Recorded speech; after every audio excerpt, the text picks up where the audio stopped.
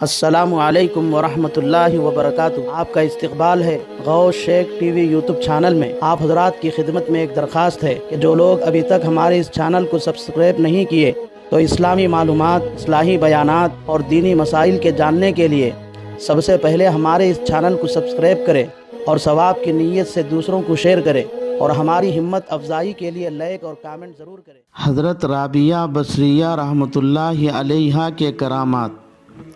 ایک مرتبہ رابعہ بصریہ حج کے سفر پر جانے کا ارادہ کی اور ان کے پاس ایک نہایت کمزور گدھا تھا۔ اس گدھے پر سامان رکھ کر روانہ ہو گئیں، لیکن وہ گدھا راستے ہی میں انتقال کر گیا۔ قافلے والوں نے کہا، آپ کا سامان ہم اٹھا لیں گے، آپ ہمارے ساتھ سواری پر سوار ہو جاؤ۔ لیکن حضرت رابعہ بصریہ نے فرمایا، تم لوگ آگے بڑھو، جس ذات کے بھروسے پر میں گھر سے نکلی ہوں وہ ابھی میرے سفر کا انتظام کر دے گا۔ حضرت رابعہ بصریہ کا یہ جواب سن کر قافلہ والے آگے بڑھ گئے، اور جب قافلے والے چلے گئے تو رابعہ بصریہ نے اللہ کے دربار میں کہنے لگی، اے اللہ، ایک مسکین اور عاجز عورت کے ساتھ یہ تیرا کیا عجیب معاملہ ہے۔ پہلے تو تیرے گھر مسجد حرام کو بلایا، اور جب میں تیری آواز پر لبیک کہہ کر گھر سے نکلی تو راستے ہی میں میری سواری کی جان لے لی اور مجھے جنگل میں تنہا چھوڑ دیا۔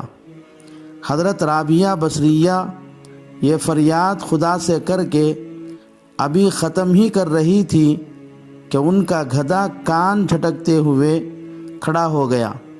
حضرت رابعہ بصریہ اللہ کا شکر ادا کرتے ہوئے اس گدھے پر سوار ہو گئی اور بیت اللہ کی طرف رواں دواں ہو گئیں۔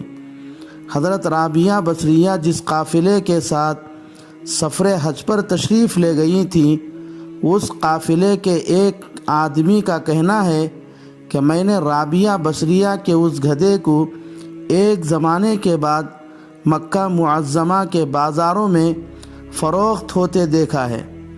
یعنی حضرت رابعہ بصریہ کی کرامت سے وہ گدھا دوبارہ خدا تعالیٰ کی طرف سے ایک لمبی زندگی پایا۔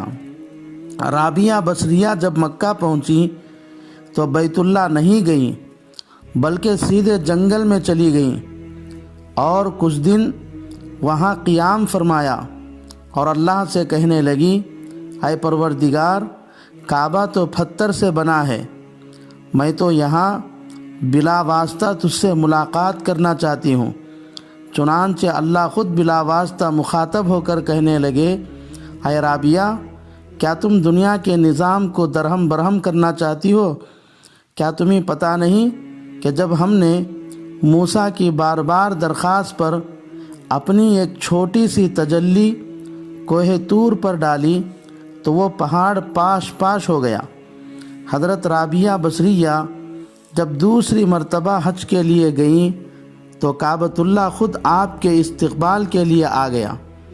ایک مرتبہ رات کے وقت حضرت حسن بصری رحمۃ اللہ علیہ اپنے چند دوستوں کے ساتھ رابعہ بصریہ سے ملاقات کے لیے تشریف لے گئے تو اس وقت رابعہ کے گھر میں روشنی نہیں تھی۔ حضرت حسن بصری رحمۃ اللہ علیہ کو روشنی کی ضرورت پڑی تو رابعہ بصریہ نے اپنی انگلیوں پر کچھ پڑھ کر دم کیا تو ان انگلیوں سے روشنی پھیل گئی اور پوری رات وہ روشنی سارے کمرے کو روشن کرتی رہی۔ ایک موقع پر رابعہ بصریہ فرات کے ساحل پر عبادت میں مصروف تھی۔ حضرت حسن بصری رحمۃ اللہ علیہ وہاں پہنچ گئے اور پانی پر مصلی بچھا کر کہا، رابعہ آؤ، پانی پر نماز پڑھے۔ رابعہ بصریہ نے کہا، یہ تو بہت اچھا ہے، کیونکہ یہ دوسرے لوگ نہیں کر سکتے، لیکن اس میں ریاکاری کا شبہ ہے۔ اس کے بعد رابعہ بصریہ نے ہوا پر مصلی بچھا کر نماز ادا کی اور حضرت حسن بصری رحمۃ اللہ علیہ سے کہا، پانی پر نماز پڑھنا کوئی بڑی بات نہیں ہے، کیونکہ پانی کی مخلوق ایک معمولی سی مچھلی بھی یہ کام کر سکتی ہے، اور ہوا میں نماز پڑھنا بھی کوئی بڑی بات نہیں، کیونکہ ایک حقیر سی مکھی بھی کر سکتی ہے۔ لیکن کمال یہ ہے کہ اس دل کو خالق کے لیے مخلوق سے بالکل خالی کر دے۔ رابعہ بصریہ کا استغنا۔ حضرت رابعہ بصریہ کے اندر استغنا کی صفت نمایاں تھی، چنانچہ حضرت حسن بصری رحمۃ اللہ علیہ فرماتے ہیں کہ ایک مرتبہ میں رابعہ بصریہ کے پاس ان کی بیمار پرسی کے لیے گیا تو وہاں ایک مالدار آدمی پیسوں کی تھیلی لیے ہوئے رو رہا ہے، اور وہ جب مجھے دیکھ لیا تو کہنے لگا، حسن بصری، میں یہ روپیوں سے بھری ہوئی تھیلی رابعہ کو دینا چاہتا ہوں، مگر رابعہ قبول نہیں کرتی، آپ تھوڑا سفارش کر دے تاکہ رابعہ میرے اس تحفے کو قبول فرما لے۔ چنانچہ حضرت حسن بصری رحمۃ اللہ علیہ مکان کے اندر گئے اور کہا، رابعہ، بیچارہ ایک مالدار تم کو کچھ نقد روپیہ تحفہ لایا ہے، قبول کر لو۔ یہ سن کر رابعہ نے جواب دیا، میں نے جب سے خدا کے دربار سے لینا سیکھا ہے، مخلوق سے لینا چھوڑ دیا ہے۔ ایک مرتبہ ایک بزرگ رابعہ بصریہ کو ایک موٹے لباس میں دیکھا تو فرمانے لگے، تمہارے ایک اشارے پر لوگ قیمتی سے قیمتی لباس پیش کرتے ہیں، پھر بھی تم اتنا موٹا کپڑا کیوں پہنی رہتی ہو؟ رابعہ نے جواب دیا کہ دنیا کا حقیقی مالک تو اللہ ہے، اور اللہ ہی نے لوگوں کو ہر چیز عاریتاً دیا ہے، اس لیے حقیقی مالک کو چھوڑ کر عارضی مالک سے لینے میں مجھے شرم آتی ہے، اس لیے میں کسی سے کچھ نہیں لیتی۔